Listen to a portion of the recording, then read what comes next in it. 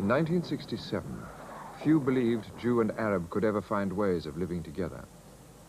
During the Six-Day War, Egypt, Syria and Jordan all lost territory to the Israelis, who began their 13-year occupation of Sinai, the West Bank, the Golan Heights, and the old city of Jerusalem.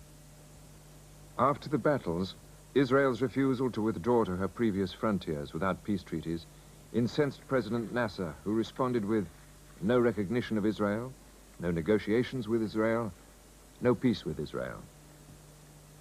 The Russians promised to show Nasser how to conquer Israel.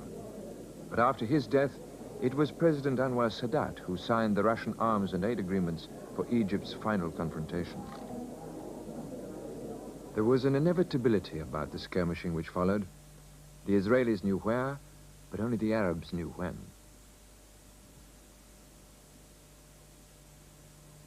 Yom Kippur, the day of reckoning, the most solemn day for the Jewish people. No one works, there are no broadcasts, no newspapers. The synagogues are full, the streets deserted. The scream of a phantom jet low over Israeli homes on the morning of the 6th of October 1973 could mean only one thing. The Jews were once again at war.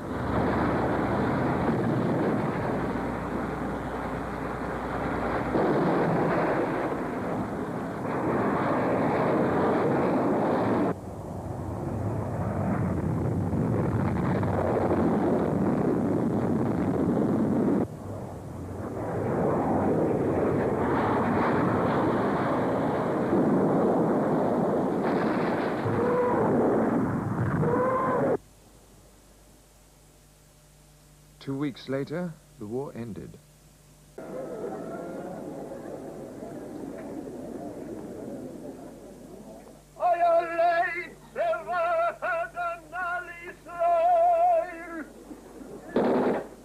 "2,500 Israelis had been killed, and the recriminations began before the nation had properly buried its dead.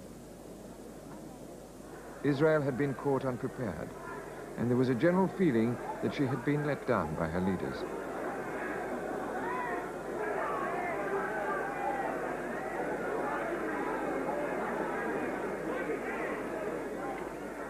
Dian, as Minister of Defense, was bitterly criticized and accused of personal negligence in his handling of the preparations for war.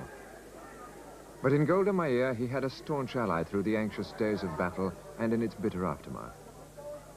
Following a government inquiry, Chief of Staff David Elazar and several other officers were judged responsible for the events of Yom Kippur.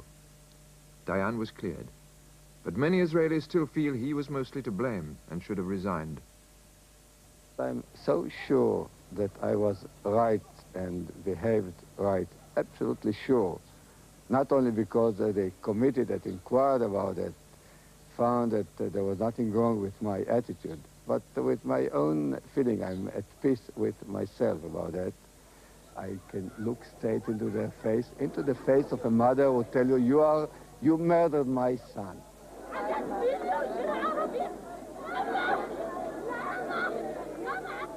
I must admit that I'm not being affected or hurt about it.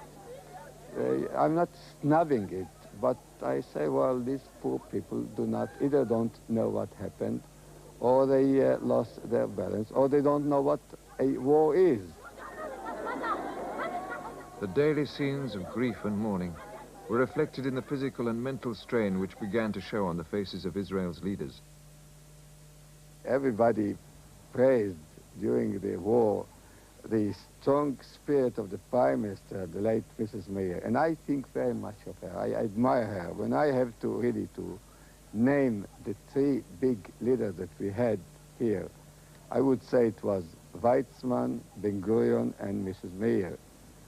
Still, you know that she thought about committing suicide.